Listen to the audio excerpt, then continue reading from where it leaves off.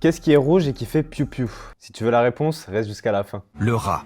Les carambars, c'est sous-coté ou pas? En tout cas, on est tous d'accord pour dire que ça a marqué notre enfance. Ils ont été créés il y a 71 ans, en 1954, dans la banlieue lilloise. Et ouais, c'est un bonbon français. Étonnant, non? Et à l'origine, l'usine Delespol Avez a créé ce caramel pour concurrencer les bonbons déjà populaires à l'époque. On peut dire que ça a plutôt bien fonctionné puisque plusieurs années après, plus d'1 milliard de carambars sont vendus chaque année. Et si tu veux savoir combien ça pèse, on est à 5000 tonnes. Sache que la Tour Eiffel pèse 10 000 tonnes. Je te laisse imaginer le poids que ça fait.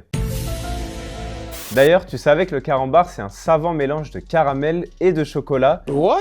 Bon, depuis quelques temps, les saveurs ont plutôt évolué avec des goûts fruités, mais aussi chimiques et piquants. Tu connais forcément les carambars atomiques. Moi, perso, je préfère le bleu. Moi, je pense pas.